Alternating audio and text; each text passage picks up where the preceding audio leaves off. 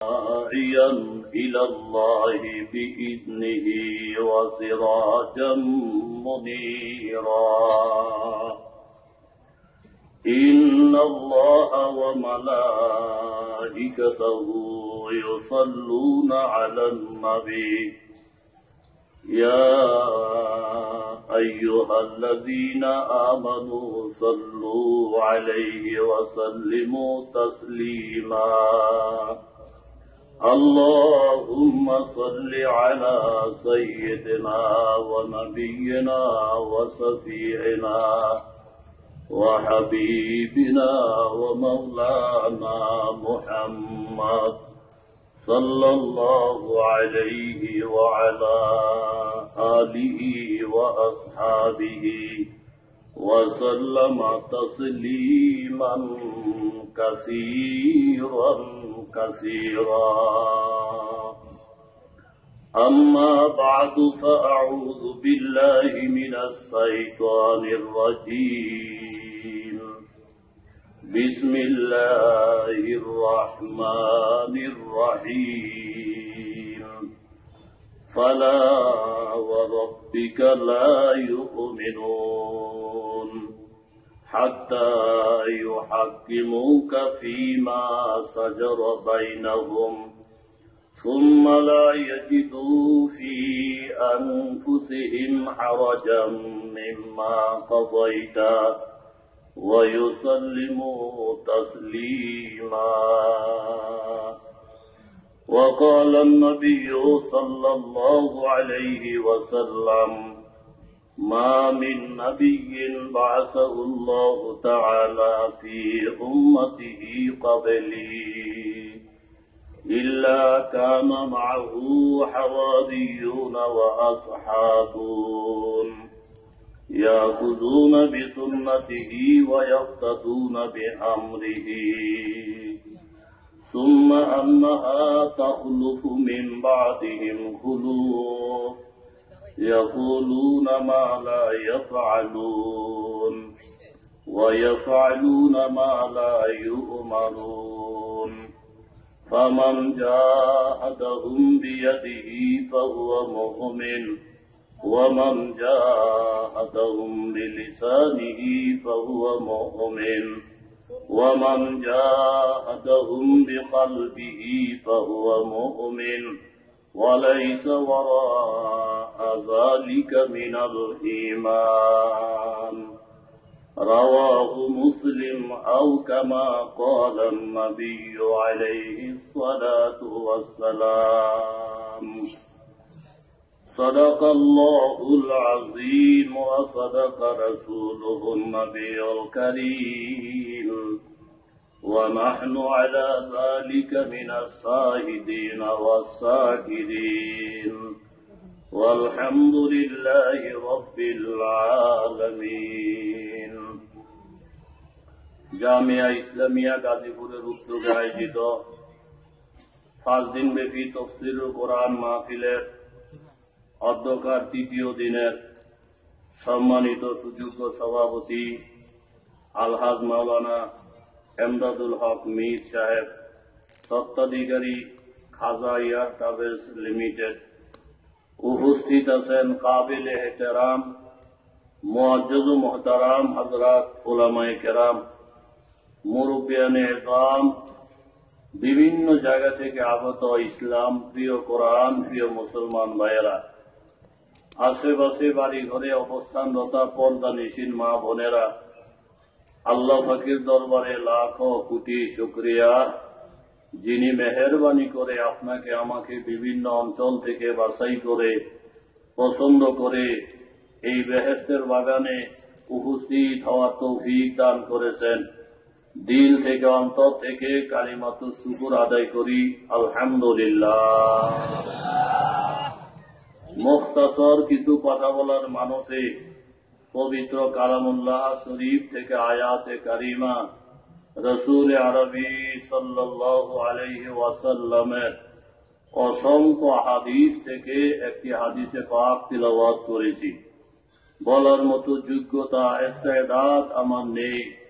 দিনের নেসবতে আল্লাহ তাআলা এমন কিছু কথা আমার অন্তরে এলকা করেন, আলোচনার ব্যবস্থা করেন, যেই কথাগুলোকে জড়িয়া করে আল্লাহ তাআলা আমাকে হেদায়েত দান করেন, আপনাদেরকে হেদায়েত দান করেন।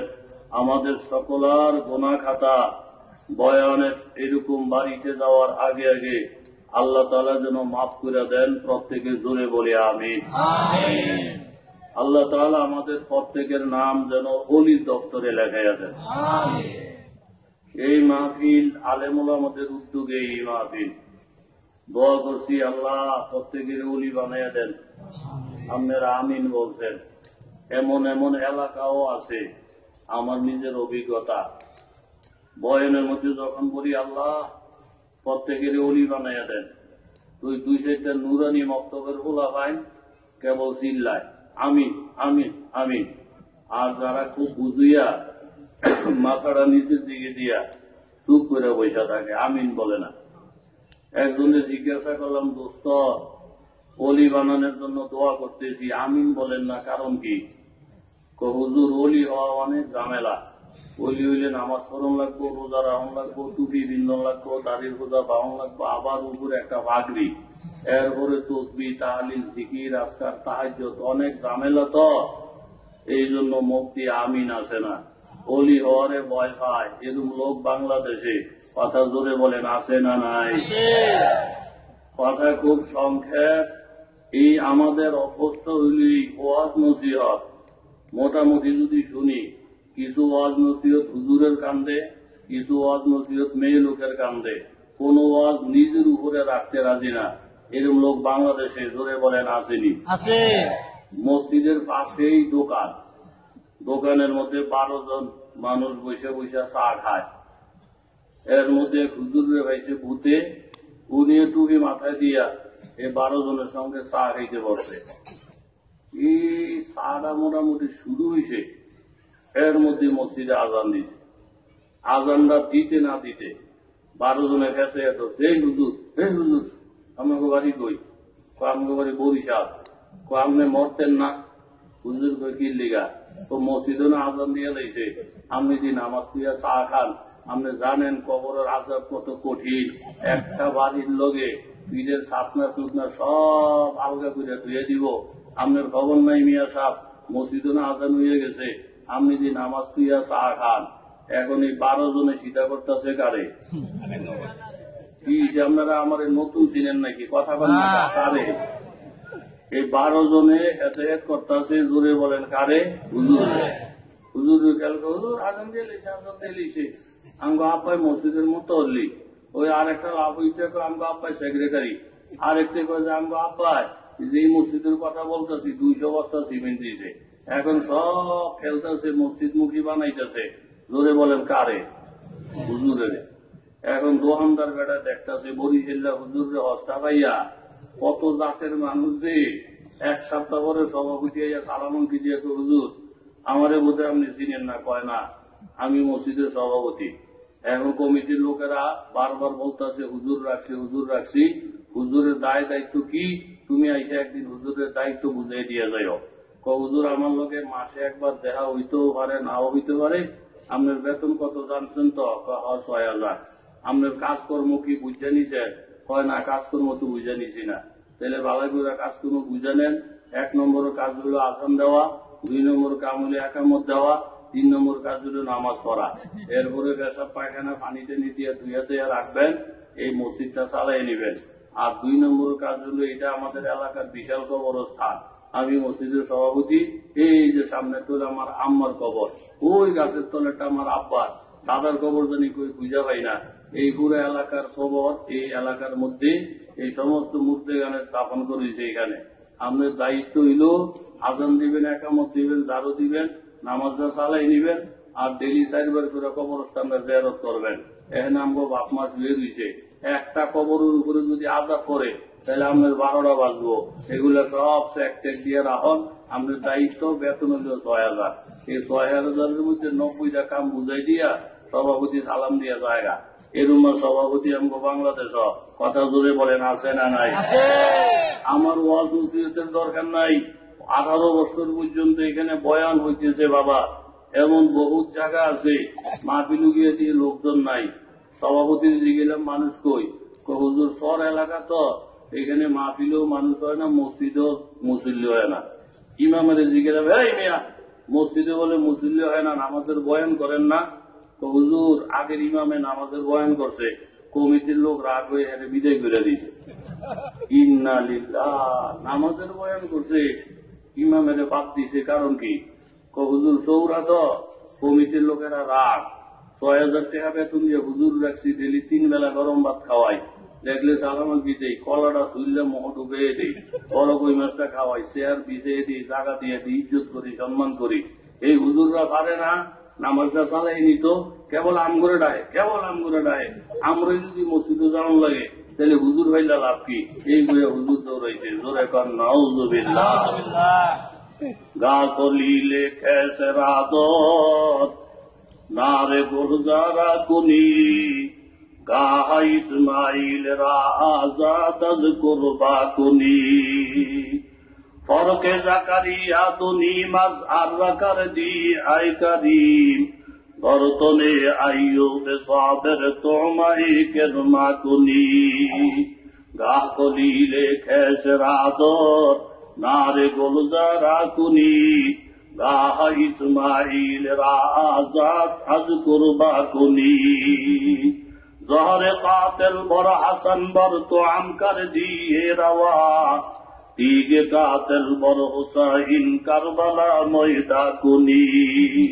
ও এলাকার যুবক বাবারা, ব্যবসা বাণিজ্য করেন এমন সব বন্ধুরা, বিভিন্ন অফিস আদালতে চাকরি বাকরি করেন এমন সব বাবারা, জিন্দিগির রঙের গোড়া বহু দৌড়াইছ বাবা, ওয়াজ নসিহত করার হাদিসের এলেন, হুজুরের উপরে চাইরা দিও না, মেয়ে লোকের উপরে চাইরা দিও না বাবা। এই ওয়াজ নসিহত নিজের জন্য গ্রহণ করা, আলেমদেরকে মসজিদ দেখাইও না, আলেমদেরকে কোরআন তেলাওয়াত দেখাইও না।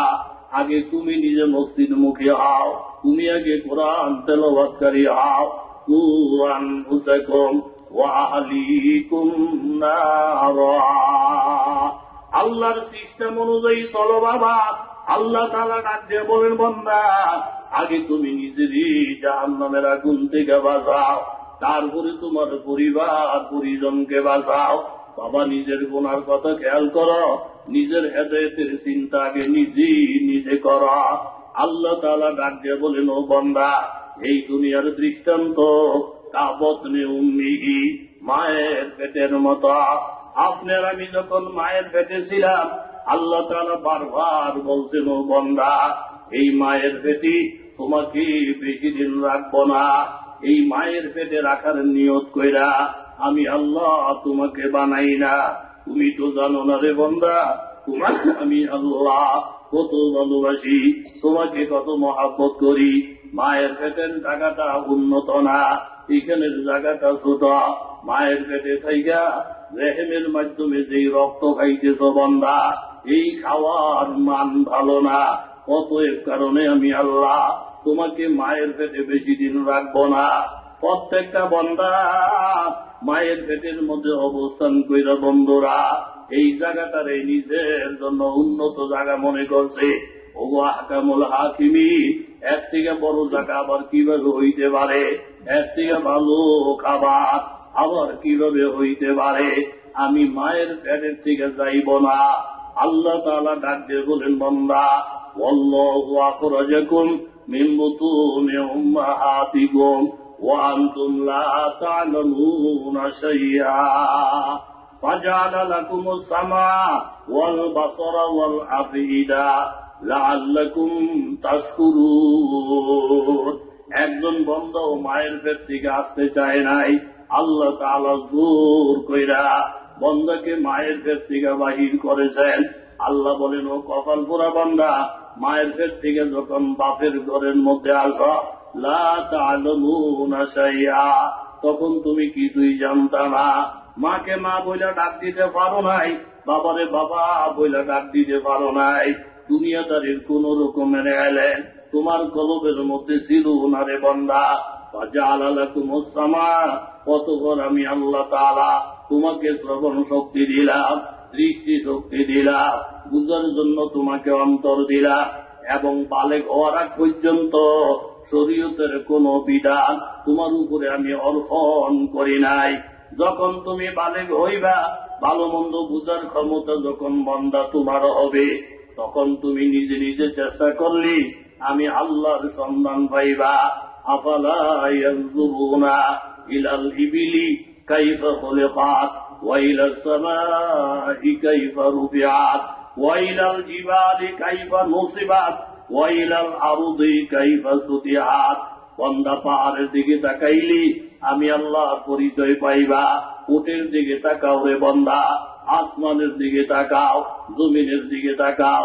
বাবা 5 দিনের ইসলামী সম্মিলন কত সুন্দর করে প্যান্ডেলটা সাজানো হয়েছে, বক্তার সম্মানের জন্য, শ্রোতাদের সম্মানের জন্য।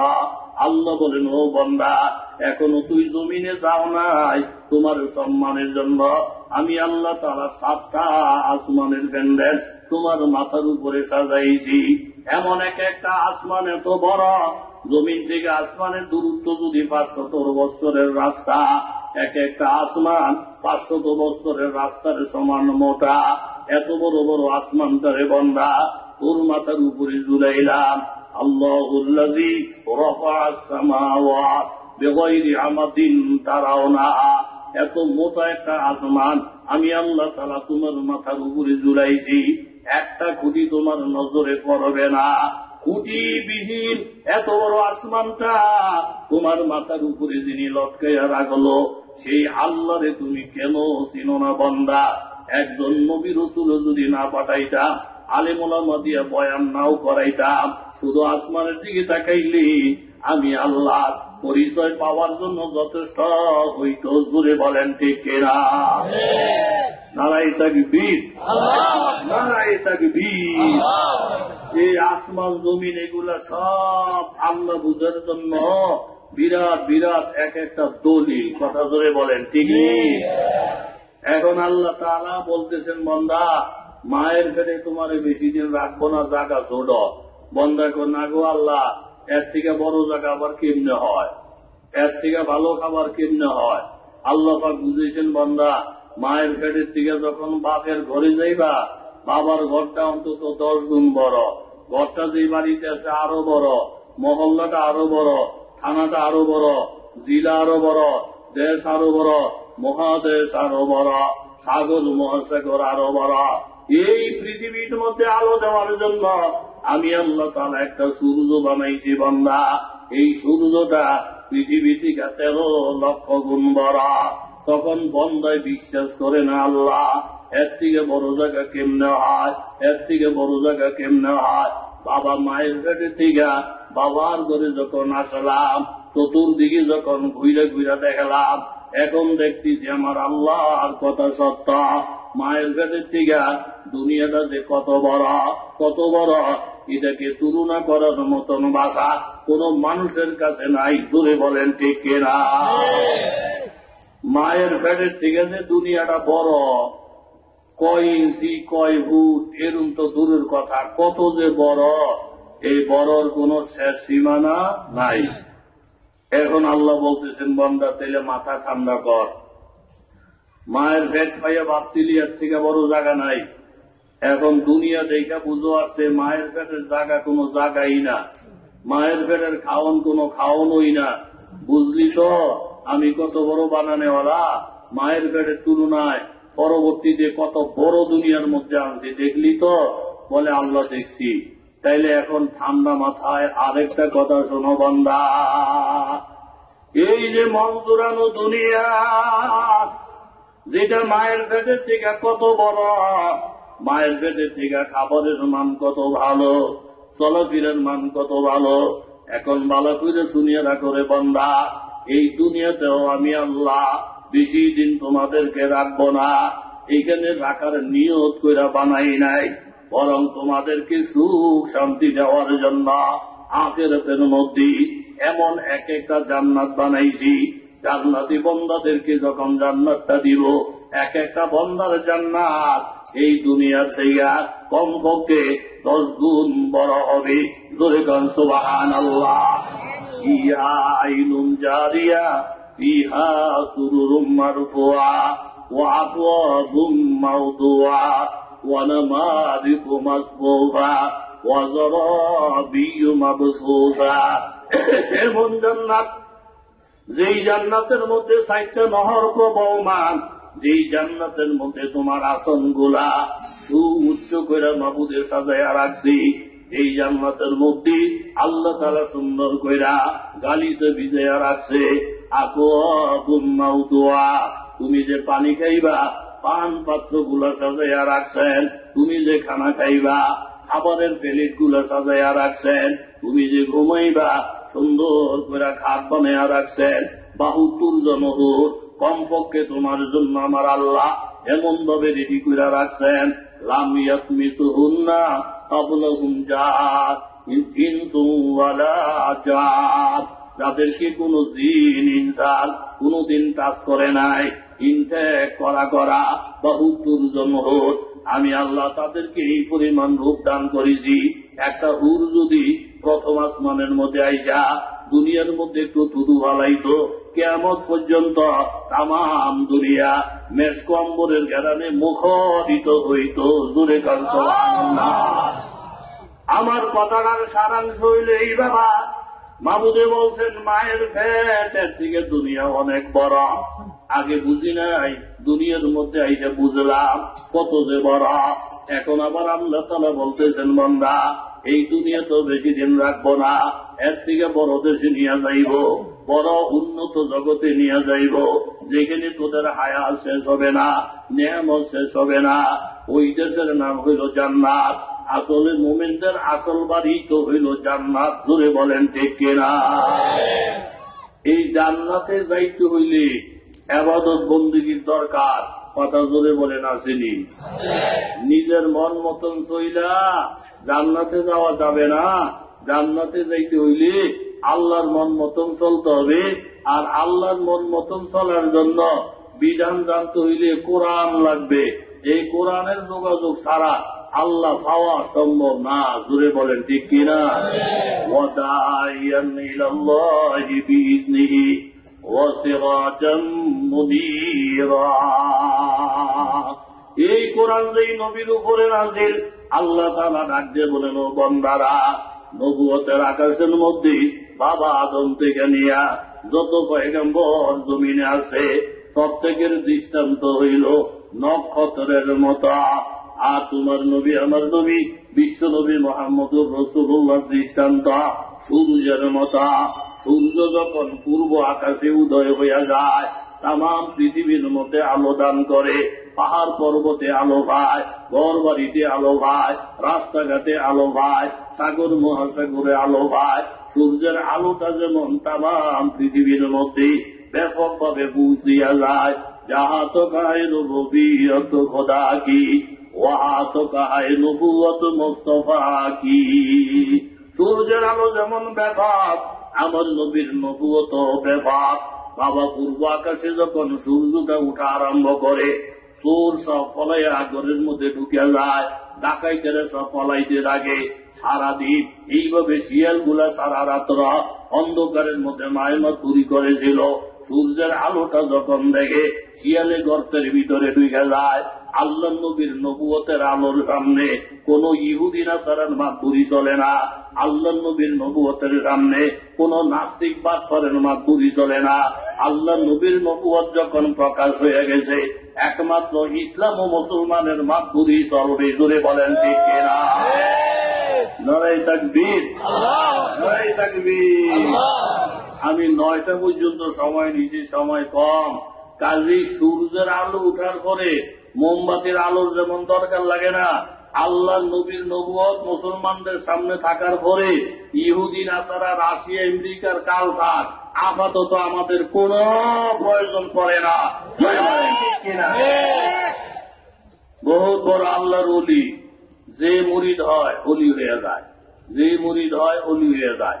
আবার এরুম্মা মুরিদও আছে, যে মুরিদ হয় গান্দাখোর হয়ে যায়, যে মুরিদ হয় মদখোর হয়ে যায়, যে মুরিদ হয় বাটপার হয়ে যায়। এই ধরনের বীর মুরিদও বাংলাদেশে জুড়ে বলেন আছে না নাই? বাপরে বাপ, এদিন নুরিয়া মাদ্রাসায় যাইতেছি, তখন দেখলাম আমগু স্টেশন রোডের মধ্যে যে ওভার ব্রিজ আছে এস্টেমার পাশে, এইখানে এক পীরের সাইনবোর্ড, এই রবিউল আউয়ালের 12 তারিখে কি বাবে রহমত না কি জানি দেখলাম, একেবারে পীরের ছবি সহ। মাগো মা, আমি আর এই পীরের কোনোদিন দেখি নাই। ছবিটার মধ্যে যা দেখলাম আমার মনে হয় এই মোড়া অন্তত 25 মনের কম হইত না। কথা জোরে কম ঠিক নেই। মোড়া যত বেশি হইব ফির অত মজবুত হইব, এরকম কোন কথা আসেনি।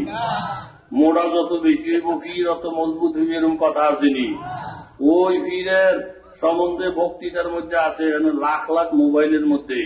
এই ফিরে বলছে মা ফাতেমা বলে এর বউ,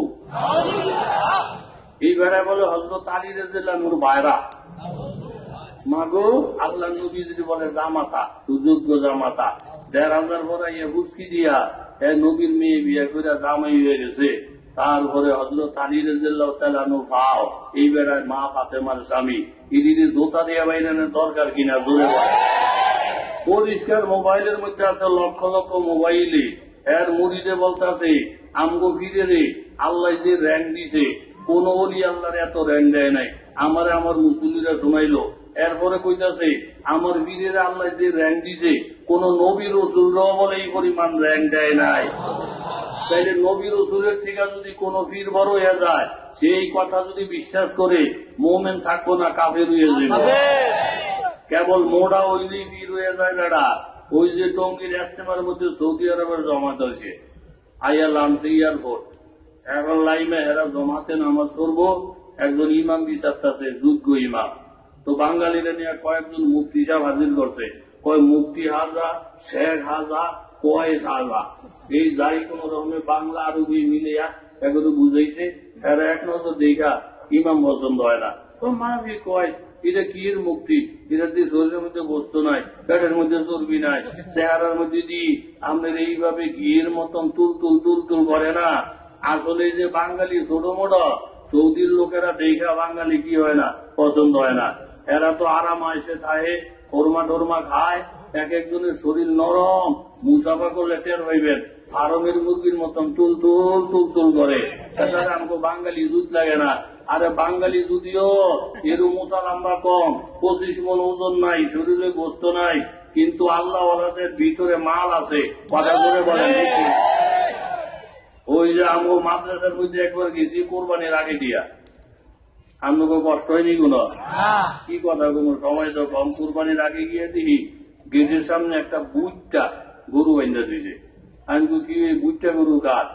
তো আমাকে এক ওস্তাদের নাম করলো উমুক হুজুরের। আমি অভিযোগে ধরছি কিও এরকম বুটটা গরু আনছেন, এটা ছাগল সাহের মতো বড় গরু খাইলেন না?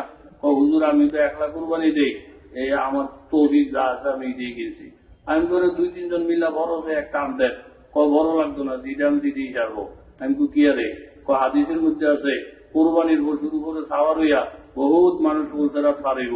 আমার কয় আপনি পাইছি, আমি পাইছি, খুর লয়ে উঠবো, শিং লয়ে উঠবো, যেরকম গরু জবাই দিচ্ছেন এই গরুটা হাসরের ময়দানে উঠবো। কথা ধরে কোন ঠিক নেই, কত হাসরের ময়দানে কোরবানির গরুর উপরে খাওয়ার হইয়া বলতে পারিব আপনি পাইছেন নি? আমি তো পাইছি। তাহলে চুপ করে থাকেন, গরু নিয়ে মন্তব্য করেন না। আমি 1.5 লাখ 2 লাখ টাকা দামের গরু লেঙ্গুরের মধ্যে দইরা ধাক্কাই আমার খেয়েছি, লড়েও না চড়েও না। আর আমার গরু এটা যদি বুঝটা দেখা যায়, লেঙ্গুটা ধরে দেন কেমনে ভাল দিয়ে ওঠে।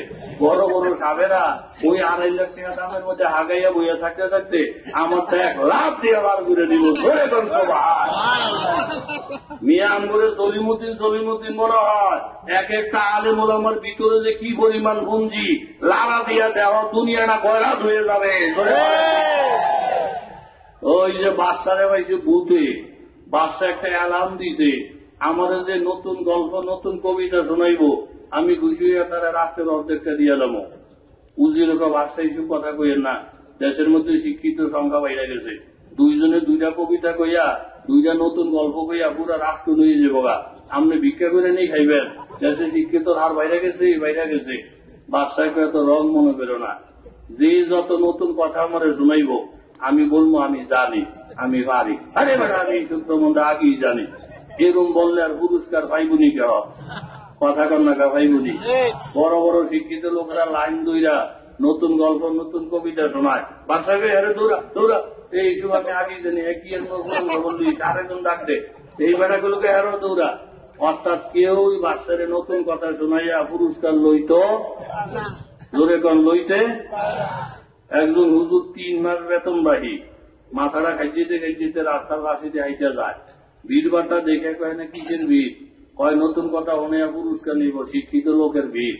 কয় পারছেনি, কয় পারে না, কয় আপনারা জিরে পারতেন না, আল্লাহওয়ালারা জিরে পারে, আর আল্লাহওয়ালারা জিরে পারে, আপনারা কোথায় যে পারবেন, আপনারা সেটা পারবেন না। কথা জোরে বলেন ঠিক নি? 200 বছর পর্যন্ত এই ব্রিটিশ বেনিয়ারা এই ভারতবর্ষ চইসা খাইছে, মানুষের এইভাবে বুনা মাছের মতন গুণা করছে, কিন্তু ব্রিটিশ দৌড়াইতে পারে নাই। যখন শাহ আব্দুল আজিজ মহাদ্দেশের দেহলুবির মতন একজন ব্যক্তি যখন ইংরেজের বিরুদ্ধে ফতুয়া দিলেন, ইংরেজের বিরুদ্ধে জেহাদ করা ফরজ, এই এক ফতুয়ার সাথে সাথে সমস্ত হক্কানি আলেম ওলামারা ইংরেজের বিরুদ্ধে যখন ময়দানে ঝাঁপাইয়া পড়লেন, তাদের দেখা দেখি জনগণ যখন ঝাঁপাইয়া পড়লেন, 200 বছরের ক্ষমতা ধুইয়া ফলানের জায়গাও পায় নাই। কথা এই জন্য বলছি দোস্তরা আমার, ওই মিয়ানমারের মুসলমানদের দিকে তাকাইলে আমাদের কলিজা ফাইটা যায়। আমি কয়েকটা সিনারি নিজে দেখছি। একবার দেখলাম অনেকগুলা মহিলা, যাদের স্বামীরা বিভিন্ন মসজিদের ইমাম, যাদের স্বামীরা বিভিন্ন মাদ্রাসার মুহাদ্দিস, যাদের স্বামীরা বিভিন্ন এরকম মাদ্রাসার মুফতি, যেই মেয়েরা কোনদিন ভিন্ন পুরুষের সাথে দেখাও দেয় নাই, এমন পর্দাওয়ালা বাড়িগুলা ওই বুদ্ধর গোষ্ঠীরা সন্ত্রাসীরা এই পর্দাওয়ালা বাড়িগুলো ঘেরাও দিয়া মহিলাদেরকে ধইরা তাদের বোরকা খুইলা, শাড়ি কাপড় খুইলা, জামা খুইলা, তাদেরকে জাইঙ্গা পরাইয়া হাজার হাজার পুরুষের সামনে উলঙ্গ কইরা মারধর কইরা শরীরে পেট্রোল ঢাইলা আগুন যখন লাগাইয়ে দিছে, সেই আল্লাহর ওলি মহিলারা কোনদিন তাদেরকে পর পুরুষে দেখে নাই, শুধু জাইঙ্গা পরা অবস্থায় তাদের শরীরে আগুন ধাউ ধাউ করে জ্বলতেছে, আর চিৎকার পারতে পারতে তারা মৃত্যুবরণ করতেছে। আর ওই সমস্ত বুদ্ধুর হারামিরা মোবাইলের মধ্যে ভিডিও করে আর হাসতে হাসতে একজন আরেকজনের উপরে পড়া যায়। আমাদের বাংলাদেশ সরকার বহু প্রতিবাদ করছেন, বাংলাদেশে বহু মিছিল হয়েছে, সারা বিশ্বের মুসলিম রাষ্ট্ররা অনেক প্রতিবাদ করছেন, এখনো রোহিঙ্গাদের উপরে নির্যাতন চলছে। আমরা বলতে চাই, যেই আগুন দিয়া তোমরা মুসলমান ভরাও, যেই ছুরি দিয়া মুসলমানের কলিজা এইভাবে সাবাইয়া সাবাইয়া মুসলমানদের সামনে উপহাস করো, আমরা মুসলমান জাতি সংখ্যালঘুদের প্রতি সম্মান দেখানো এটা আমাদের ধর্মীয় বিধান। এই বিধান যদি আমাদের না থাকতো বহুত দিন আগে তোমরা জমিন থেকে বিদায় হয়ে যাইতা। কিন্তু তার বড় বলতেছি, বারবার হুঁশিয়ার করার পরে মুসলমানদের নির্যাতন যদি বন্ধ না হয়, বিশ্বের মুসলিমদের হাতে যখন আগুন আসবে, বিশ্বের মুসলিমদের হাতে যখন ছুরি আসবে, তখন এই আগুন নিবানের ক্ষমতা তোমাদের বাপ দাদা 14 গোষ্ঠীরও থাকবে না।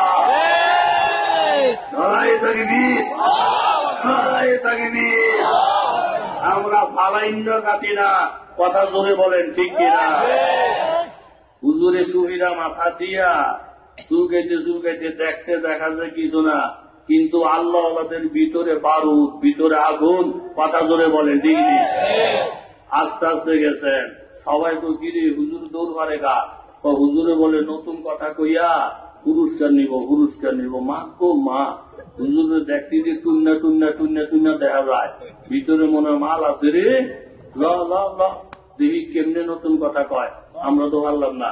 হুজুরের আগে পরে বহু শিক্ষিত লোকে দেখে ভিড় জমাইছে, হুজুরের বাসাতে সালাম কি দেখো বাসা নতুন কথা শোনাইলে রাত্রের অর্ধেকটা দিবিন নেই, কয় মুখ দিয়ে ওয়াদা করছি যে মুখ ফিরাটিরা যাইতেন না, তো কয় না, আমি একটা নতুন কথা শোনামো। পারে মিয়া ভাবতেন কত শিক্ষিত লোকেরা পারেন, আপনার মতো মুন্সিগণার টাইম আসেনি, যে এত মস্কারি করে না, আগে হনেন নতুন হইলে দিবেন, তো বলে হা।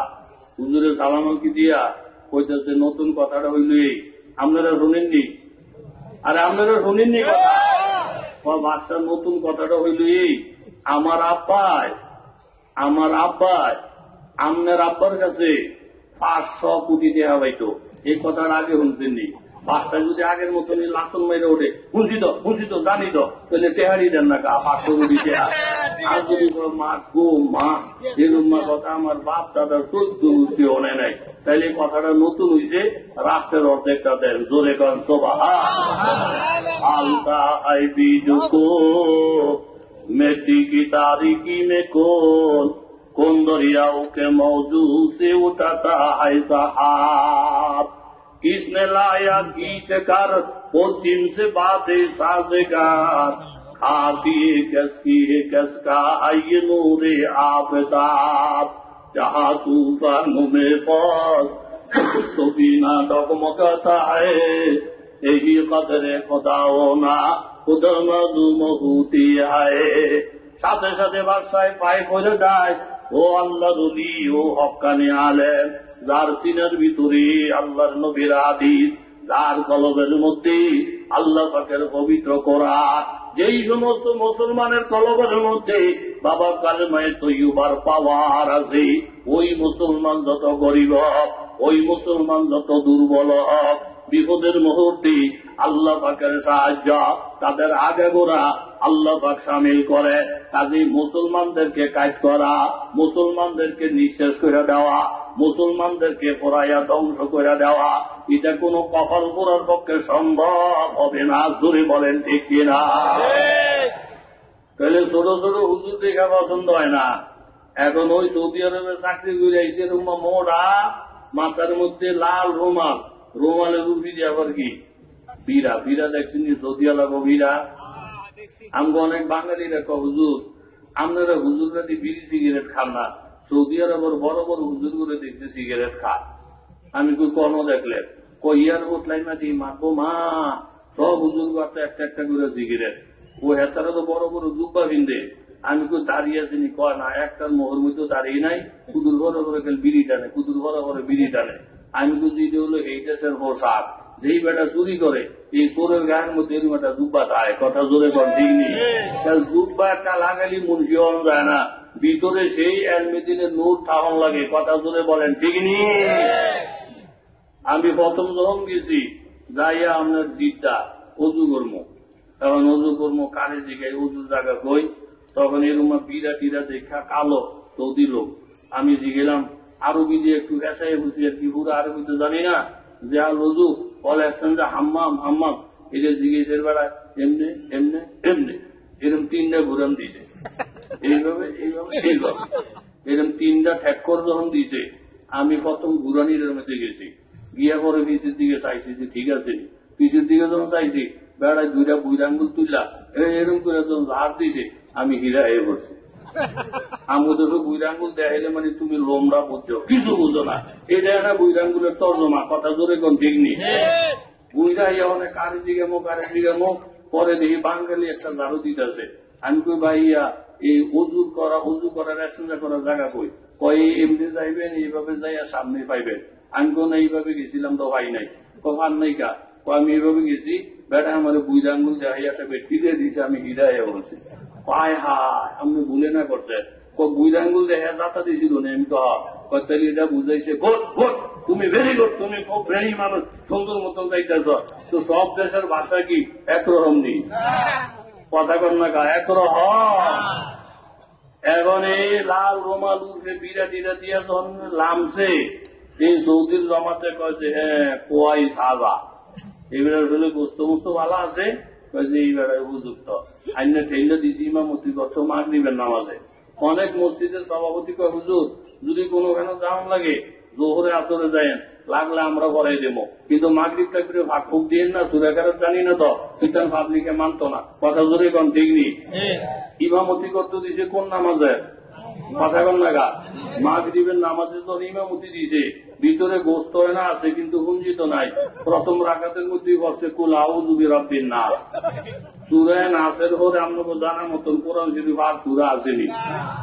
তো যেই সূরাটা শেষ প্রথম রাকাতের মধ্যে গুঞ্জিটা গায়ে দিয়েছে, কোন রকমের রাকাতটা শেষ কইরা রুকুত যখন গেছে, এই যে ভিতরে ভয় ঢুকছে, আল্লাহ আমার গুঞ্জি যেটা ছিল এটা প্রথম রাকাতে গায়ে দিয়েছি, মানে শেষদের টুইটা করবো কি, এরপরে শেষ দিকে পড়ে দিচ্ছে আধা ঘন্টা।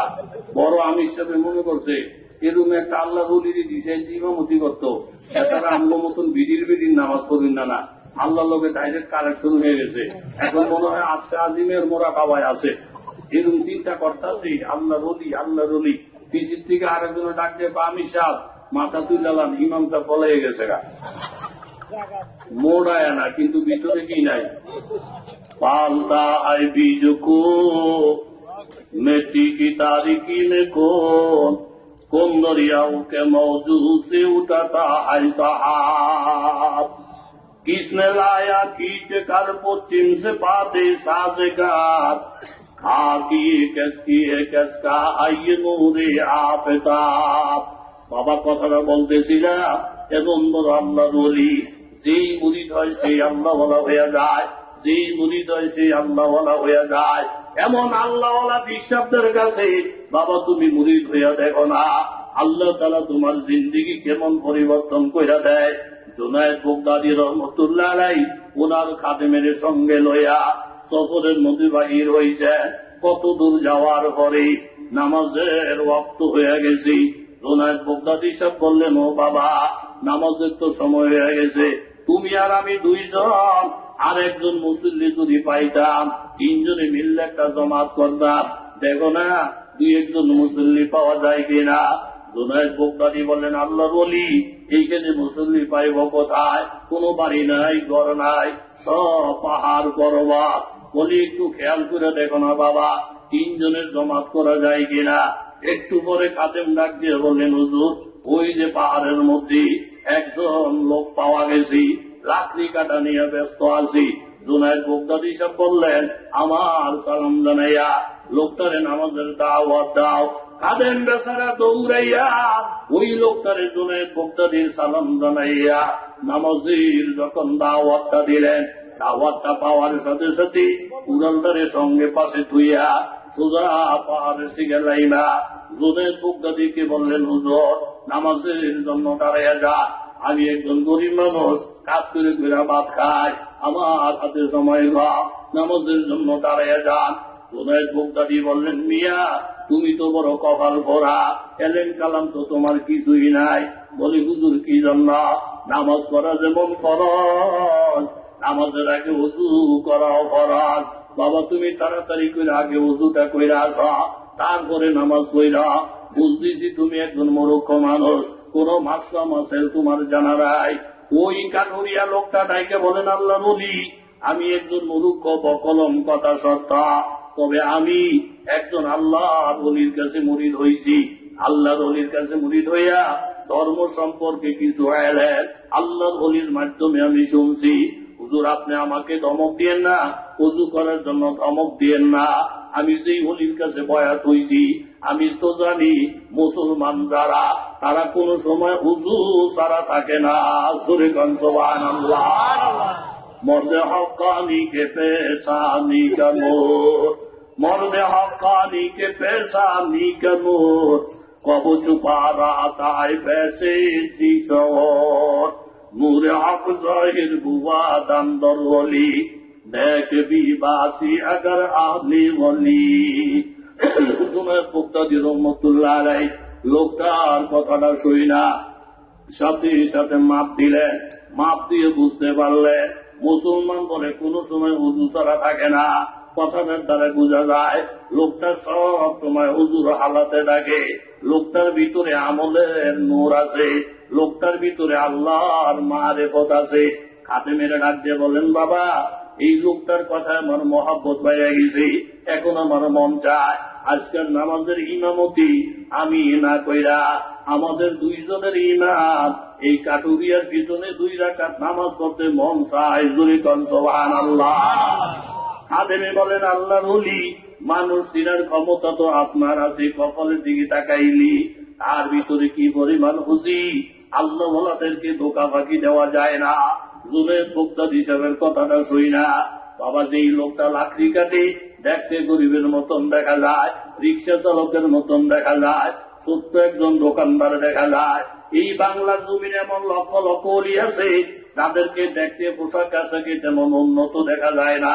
বাবা, একটা রিক্সা চালাইয়া খায়, কিন্তু মাবুদের হুকুম অনুযায়ী চলে।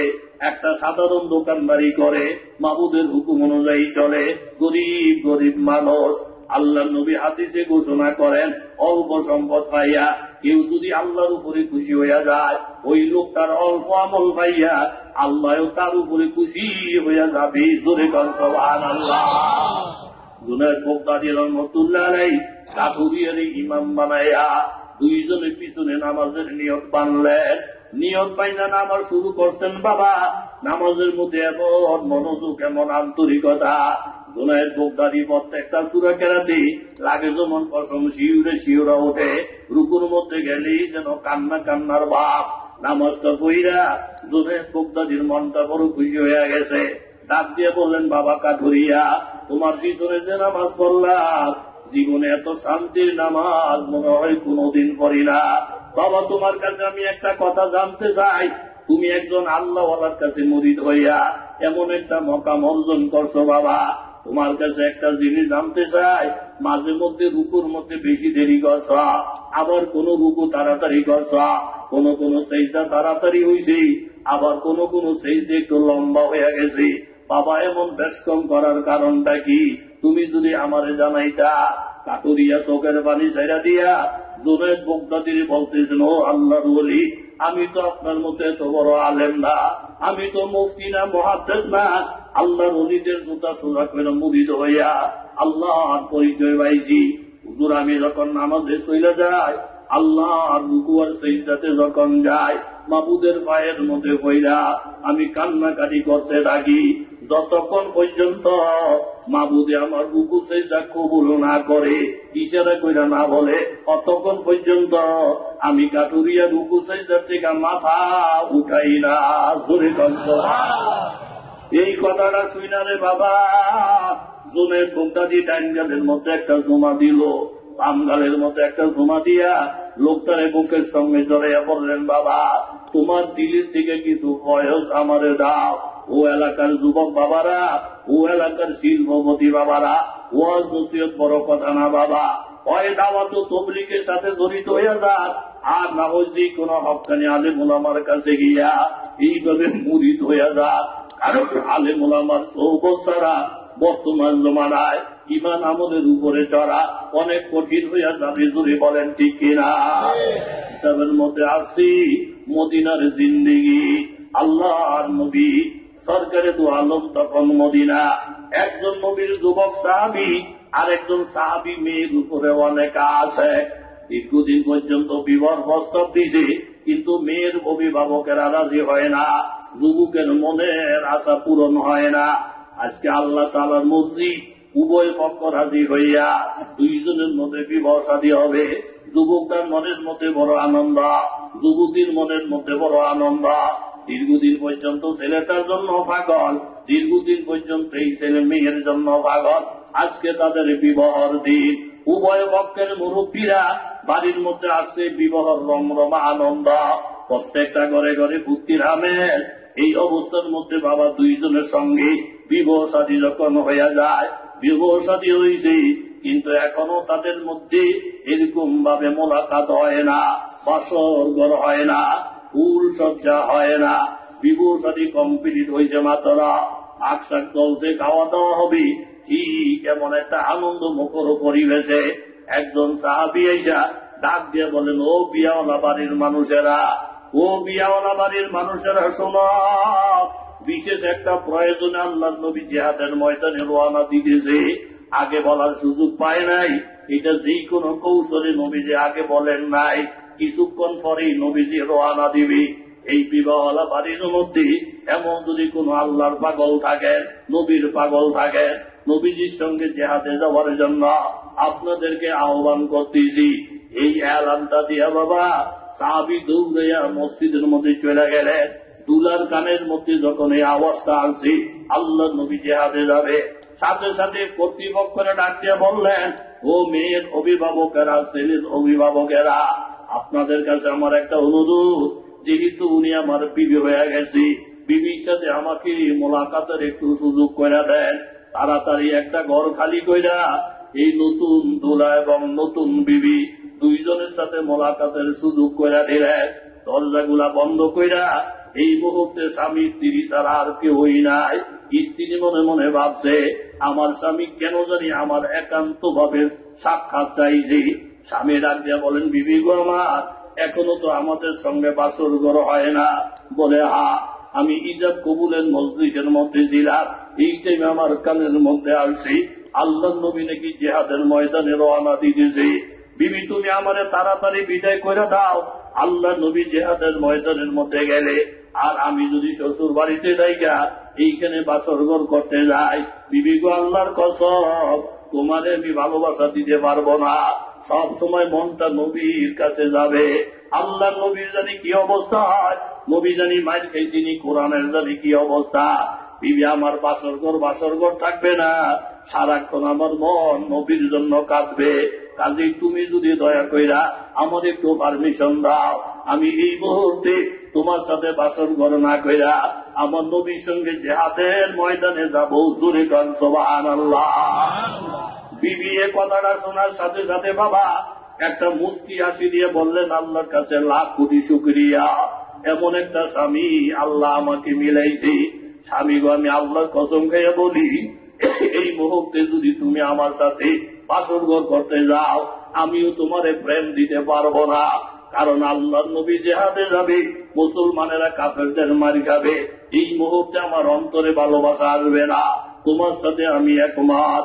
স্বামী তুমি জিহাদের ময়দানে চলে যাও, আর আমি একটু দোয়া করব, তুমি আমার সাথে আমিন বইলা। এই কথা বইলা বাবা বিবি যখন আল্লাহ দরবারে মুনাজাত করে বলতেছেন, আল্লাহ আমার এই কাঙ্ক্ষিত স্বামী, তুমি তো জানো সে আমার কত ভালোবাসার বন্ধু, এখনো আমার সাথে বাসর ঘর হয় না। একমাত্র নবীর কথাটা শুই না, কোরআনের কথাটা শুই না, আমি আমার স্বামীর জিহাদের অনুমতি দিয়া পাঠাইয়া দিতেছি গো আল্লাহ। আমার স্বামীর তোমার কাছে আমানত রাখলাম, তলোয়ারের মধ্যে এই পরিমাণ পাওয়ার বাড়াইয়া দিবা, এই কাফেরের গর্দানে তলোয়ার লাগায় সাথে সাথে যেন টুকরা হইয়া যায়। জিহাদের মধ্যে বিজয় করাইয়া আমার স্বামীর বিজয়ের পতাকা উড়াইয়া যেই ঘরের থেকে স্বামী বাহির কইরা দিতেছি, আল্লাহ বিজয় কইরা আমার স্বামীরে আমার বুকে হাজির কইরা দিও। জোরে কান সুবহানাল্লাহ। মুনাজাত শেষ করে স্বামীরে ছেড়ে দিলেন বাবা। কোন হাই নাই, কোন আফসোস নাই, নবীর জন্য দোয়া, সাহাবীদের জন্য দোয়া। কয়েকদিন পরে বাবা জিহাদের ময়দান থেকে কামিয়া হইয়া বিজয়ের পতাকা উড়াইয়া সাহাবীরা যখন মদিনায় ঢুকছে, শ্বশুর বাড়িতে খবর হইসা গেছে আপনাদের জামাতা বিজয় হইয়া নবীজির সাথে পতাকা উড়াইয়া আসতেছে, হয়তো বা রাত্রে শ্বশুর বাড়িতে বেড়াইতে আসবে। এই দিকে বাসর রেডি হয়ে গেছে, শাক শাক রেডি হয়ে গেছে। আল্লাহ নবীর সাথে মোলাকাত কইরা রাত্রিবেলায় এইবারের নতুন জামাতা শ্বশুর বাড়িতে চলে আসলে আইসা দেখেন বাবা আনন্দের এরকম কোন অভাব নাই। বাসর ঘর রেডি হয়ে আছে, বাসর ঘরের মধ্যে ঢুকলে দরজা জানালা লাগাইয়া দিলে এই প্রেমিকার প্রেমিকা ছাড়া এই ঘরের মধ্যে আর কেউ নাই। ঘরটার মধ্যে ঢুইকা স্বামী ডাক দিয়ে বলতেছেন, বিবি গো আমার মনে একটা কথা আমি একবার বলতে চাই, আবার ইতস্ত করি, তুমি জানি কি মনে করো। বলে কি? তুমি যে একজন মোস্তাজাব দাওয়াত যেইভাবে দোয়া করছো, আল্লাহ তাআলা আমাকে জিন্দা রাইখা তোমার দোয়া মোতাবেক তোমার সামনে আমাকে হাজির করে দিয়েছে।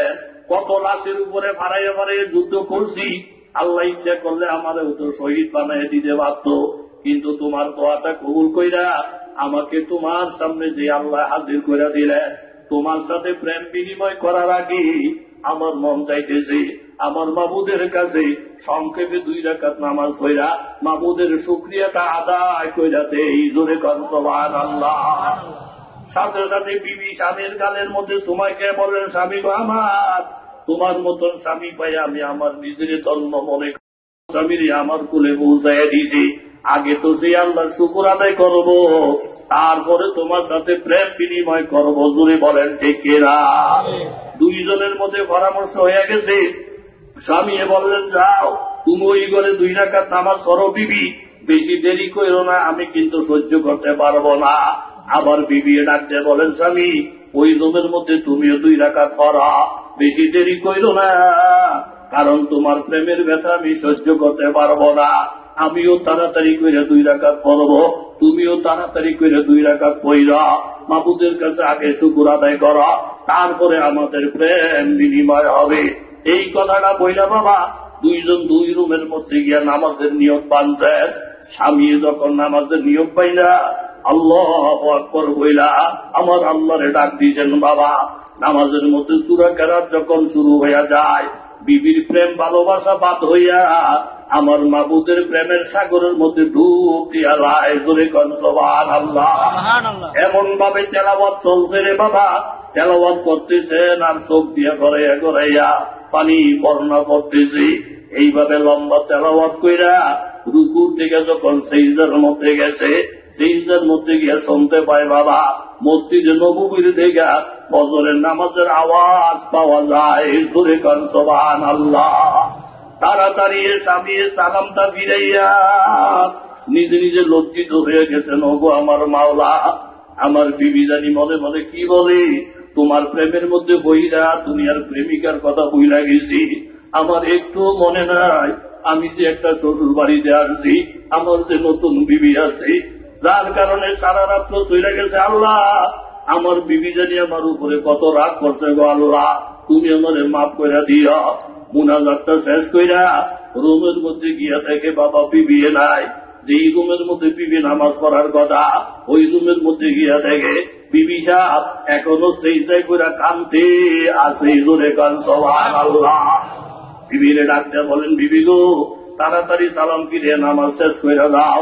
আল্লাহর কসম মসজিদে নববীর মধ্যে হযরতে বিলাল ফজরের আযান দিতেছে। জোরে কোন সুবহানাল্লাহ।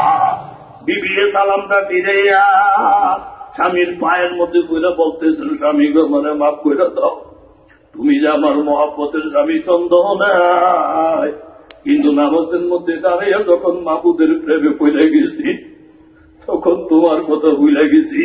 সারাটা রাত্র মনি তুমি আমার জন্য পেরেশান, তুমি আমারে মাফ করে দিও। নামাজের মধ্যে দাঁড়ানোর হালাতে আমার যে বিবাহ হয়েছে, আমার যে স্বামী আছে, সব কথা আমি বুঝে গেছিলাম। এই জন্য এলাকার যুবক বাবারা, ব্যবসা বাণিজ্য করেন এমন বাবারা, ওয়াজ নসিহত বড় কথা না রে বাবা। নামাজ সারার অভ্যাস থাকলে বাবা নামাজি হয়ে যাও। কোরআন তেলাওয়াতের অভ্যাস না থাকলে কোরআন তেলাওয়াতকারী হয়ে যাও। এইভাবে ইমানদের সহি কইরা মাবুদের প্রেম নিয়ে যদি নামাজ শুরু করো বাবা, এই নামাজের যে মজা, নামাজের যে স্বাদ, এই নামাজ তুইয়া কোনদিন তুমি দোকানদারি করবা না। এই নামাজ তুইয়া কোনদিন এরকম চাকরি করবা না। মাবুদে তোমার উপরে কোন হাতটি বোঝা চাপাইয়া দেয় নাই। মাত্র 17 রাকাত নামাজ ফরজ, 34টা সিজদা ফরজ, তাও একবারে না রে বাবা, 5 বারে ভাগ কইরা কইরা। সেই নামাজ যদি না পড়ি মাবুদের কাছে চেহারা দেখাইতে পারবো না। জোরে বলেন ঠিক কিনা? আল্লাহ তাআলা 9টা পর্যন্ত সময় অনেক দূরে যাবো। মমিন হাবিবুর রহমান মিয়াজি সাহেব সহ যে সমস্ত ওলামায়ে কেরামরা এই সংগঠনের মধ্যে আছে, তারা প্রত্যেকে আমাদের ভাই। কথা জোরে বলেন ঠিক নেই? এই মাহফিলের জন্য তারা অনেক শ্রম দেন। এটা জাতির জন্য বিরাট একটা অবদান। এই মাহফিল, এই সম্মিলন, তাফসীর মাহফিল আল্লাহ তাআলা কিয়ামত পর্যন্ত যেন জারি রাখে। প্রত্যেকে জোরে সুরে বলেন আমিন। যাদের সহযোগিতা আছে এইভাবে প্রশাসন মহল থেকে নিয়ে আমাদের প্রত্যেকের সহযোগিতা আছে এই সম্মেলনের জন্য। কথা জোরে কোন ঠিক নেই? আমাদের এমপি সাহেব বলেন, চেয়ারম্যান সাহেব বলেন, ডিসি সাহেব বলেন, এসপি সাহেব বলেন, ওসি সাহেব বলেন, প্রত্যেকের একটা আন্তরিকতা এই সবসময় এই সম্মেলনের জন্য থাকে। আল্লাহ তাআলা সকলকে কবুল মঞ্জুর করেন। সকলে বলি আমিন।